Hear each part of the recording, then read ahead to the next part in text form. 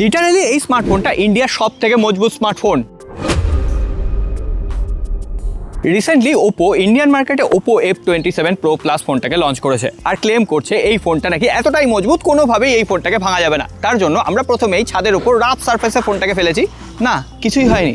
তার উপরে আমরা ওয়াশিং মেশিনের ভেতরে ফোনটাকে দিয়ে দিয়েছি, কারণ এই ফোনটায় IP69 রেটিং রয়েছে। আর না তারপরেও ফোনটা কিন্তু এখনো পর্যন্ত অক্ষত রয়েছে আমার হাতে, একটা স্ক্র্যাচ বা ডেন্ট পর্যন্ত পড়েনি, কারণ এই ফোনটায় 360 ডিগ্রি আর্মার বডি রয়েছে, কর্নিং গরিলা গ্লাস ভিক্টাস 2 এর প্রোটেকশন রয়েছে ডিসপ্লে প্রোটেকশনের জন্য। তার জন্য স্মার্টফোনটা শক্তপোক্ত আর মনসুন রেডি স্মার্টফোন। আর সবকিছু পর এর 120 হার্টজের কার্ভড অ্যামোলেড ডিসপ্লে, মিডিয়াটেকের ডায়মন্ডসিটি 7050 এর মতো একটা অপটিমাইজ প্রসেসর, 5000 মিলিঅ্যাম্পিয়ারের ব্যাটারি, 67 ওয়াটের চার্জার আর এর 64 মেগাপিক্সেলের ডুয়েল রিয়ার ক্যামেরা বেশ শার্প ইমেজ ক্যাপচার করতে হেল্প করছে। এছাড়াও 2x পোর্টেড মোডও কিন্তু এই ফোনটায় ছবি তোলা যাচ্ছে। আর ওপো F27 Pro আপনাদের কেমন লাগলো কমেন্ট বক্সে লিখে জানাতে ভুলবেন না। ফলো করে রাখবেন পরবর্তী ভিডিওর জন্য।